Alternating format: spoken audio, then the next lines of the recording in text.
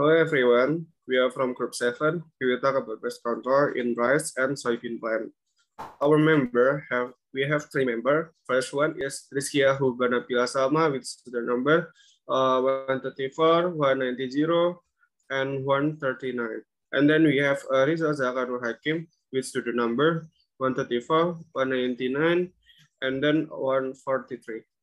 And then we have Adenovian Go with the number 134, 190, and 154.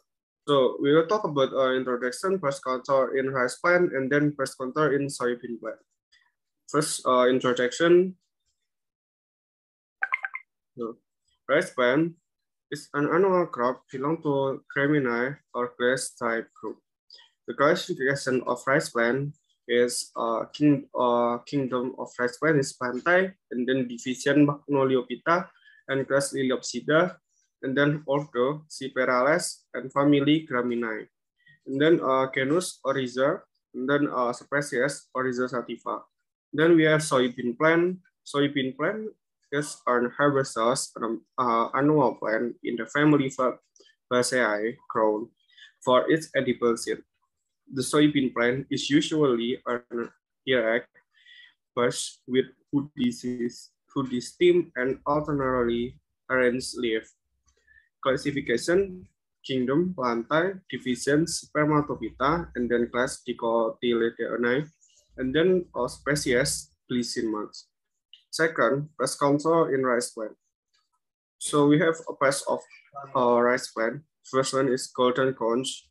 Golden conch is an important pest in rice crop in some areas in Indonesia. The pest attack ranging from rejuvenation until the plant have been moved to the rice field. Controlling of golden conch. Golden conch spread of water prevention of spread is better effort in the area has been invaded. Conch must will be difficult to control. Prevention is not only in the rice field, but also in the local environment with the control in affected area. Mechanical control is processing by the land by plugging, then followed by softening, can reduce the population of golden conch population. And then we have improvement of irrigation canal need to be followed with sanitation, and then install a CF of the flow gates, and then pest collection mesh, and then using anthrax plant, and then we plant rather old seedling, and the number of seedling is more than one stem. And then perform fertilization with artificial fertilizer, and then biological control by using predatory animal, namely with duck, turtle, rat, and grassfield rats. And then control wicked mystery, spraying chemical with activity Milos anidus, such as crack, dirties, and saponis. Red field rats are the main pest on rice field in Indonesia.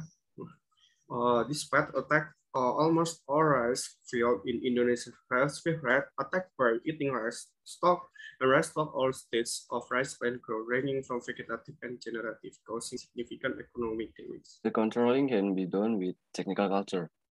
The implementation of cultural control is technically integrated with rice cultivation. A is planting and harvesting simultaneously is one stretch. B, planting pattern arrangement in endemic area characterized by the attack of white-billed rats in its growing region.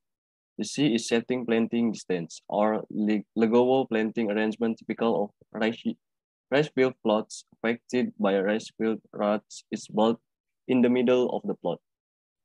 The next is habitat sanitation is carried out mainly at the beginning of planting, covering the cleaning of weeds, shrubs, nesting sites, and rat habitats such as village boundaries, irrigation leaves, handlers, road embankments, ditches, and irrigation canals. Mesh important or fumigation is carried out simultaneously at the beginning of planting by involving all farmers using road killing tools. Application of TBS or trap barrier system, especially in endemic areas of rats with simultaneous planting patterns. Application of LTBS or linear trap barrier system. LTBS is a stretch of plastic fence long at least 100 meters without trap lens equipped with trap bubu. The next is laptop chorixa acuta. Leptocorrida acuta is one of the main pests that attack rice plants. This pest is formed when rice begins to ripen milk. Leptocorrida acuta sucks plant juice from flower stalk or paniculae, and also rice fruit juice that are still at the milk ripening stage, causing the plant to lack nutrient and turn yellow or chlorosis. The part of the rice fruit that is attacked by the rice fruit becomes empty and turn brown in color. Controlling Leptocorrida acuta pest control can be done by using a biological agent, namely Bavaria bassiana. From research conducted by Tantawizal et al., the use of the fungus Bavaria bassiana for insect pest control did not affect the predatory population of Oxyopus sp, Lycosa sp, and Pyrrhus sp. Rosmiati et al. Said the Bavaria bassiana can be used as a biological pest control natural because it is effective in controlling pest insect population at a mortality rate of 82.5%. Next is brown planthopper. Brown planthopper, or Nila parvata lugens, is also one of the important pests in rice cultivation. This pest can cause rice plants to dry out and look like they are burnt or puso. The brown planthopper starts to attack from the beginning of planting until the rice ripen with milk. Controlling. Brown planthopper pest control can be done by means of light trap. The first planthopper to come to the nursery or planting are female or male Macroptera planthopper. Install a light trap. Brown planthopper. Green leafhopper, Nepothetic virescens, is one of the important pests on rice plants because this plant can cause viruses. Green leafhopper during observation were found in light trap in rice plant that were found from the beginning of planting to harvesting. Controlling. One of the ways to control green leafhopper is by planting pest-resistant varieties. Various control efforts have been carried out, including planting resistant varieties using insecticides and dividends, applying biological control using natural enemies, and applying technical culture using the Jajar Legowo planting system. The use of resistant varieties is the most effective component, economical and environmentally friendly in the control strategy of green leafhopper and Tungro virus. Experience in the field show that planting green leafhopper resistant varieties is effective in reducing the presence of Tungro. The third is pest control in soybean plant. The first is bean leaf beetle. Bean leaf beetle is a pest of soybean. It's most soybean growing regions of the United States. Beetles are small, have light yellow to reddish wings with 4 black spots and a V pattern at the front of the wing covers. The adults feed on cotyledons, leaves, and the external surface of buds. Larvae feed underground on nodules and roots. And then for the controlling, soybean seed treatment for overwintered bean leaf beetle, likely by protecting soybean seedlings from early beetle populations. And then additional application of foliar insecticides by using foliar pyrethroid insecticides mid-season aimed at control the first generation of bean leaf beetle may further suppress virus incidence. And then in severe situation where defoliation is above 30%, insecticide treatment of soybeans up to 2 before flowering may be warranted. Scouting regularly for bean leaf beetle and spraying. A new strategy to treat second generation beetles based on first generation beetle numbers has been proposed. Armyworms. Armyworms caused by Spodoptera exigua.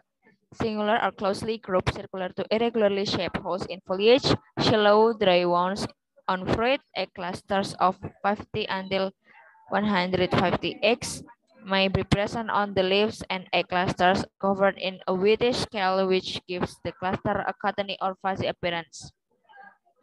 Generally, armyworms caterpillar injure plants by feeding on the leaves. All armyworms are general feeder capable of infesting many crops and vegetables. On soybean, armyworms may feed on both leaves and pods. Armyworms are occasional pests of soybean. Soybean plants are capable of compensating for foliage loss, especially if it occurred before flowering. However, high-level infestation resulting in severe defoliation can retard further plant growth. And then the controlling. In seedling soybean, examination of whole plants in rows may be the best method to scout for armyworms. Cut seedling stems may be a hint of fall armyworm infestation. Organic methods of controlling armyworms include biological control by natural enemies which parasitize the larvae and application of Bacillus thuringiensis. There are chemicals available for commercial control, but many there are available for the home garden don't provide adequate control of the larvae. Spider mites. Spider mites pierce individual cells of the plant and consume the inner contents. As a result, spider mite damage is often visible as specks of white, yellow, or brown stipples on the leaves. Damage on an individual leaf proceeds with the leaf turning yellow to light brown, then dark with bronzing, and in the most severe case, the leaf will drop. Spider mite feeding can reduce plant weight, height, pod set, and yield, but this depends on the timing and severity of infestation. Furthermore, some insecticide can flare spider mites by removing beneficial insect from the field. For the controlling, crop yield is most affected when infestation starts during the early growing season and are left untreated, allowing the infection to continue to build. In some cases, spider mite infestation are so severe that an entire soybean field is affected. Pod field is poor and seeds are even aborted. And then if the weather remains hot and dry, spraying to control the spider mite is highly recommended. Insecticide treatment is advised when heavy stippling on lower leaves with some stippling progressing into middle canopy. Thrips. Thrips are small insects with a narrow body with wings that allow them to move a small distance. They have a scraper mouthpiece which damage the leaf's epidermis. Thrips feed and reproduce on the leaves on buds of soybean seedlings. Their feeding creates bleach out lesions along the leaf veins and gives a silvery or bronze appearance to the leaf surface when damage is severe. Soybean is particularly susceptible to thrips damage early in the growing season from growth stage. Dry, hot weather increase the threat of damage.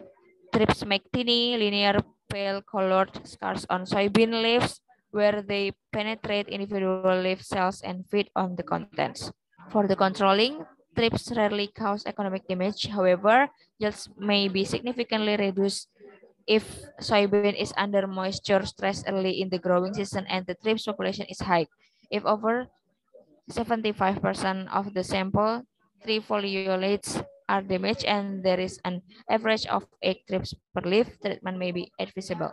Insecticide should be used only when the following conditions are met. Plants are under drought stress and the average number of thrips per trifoliate leaf is greater than 8. Soybean aphids. The soybean aphid, Aphid glycine matsumura, is the only aphid known to extensively colonize soybean fields in North America. Adult soybean aphids are generally yellow, have black chronicles, and young aphids look like adults without wings but are smaller.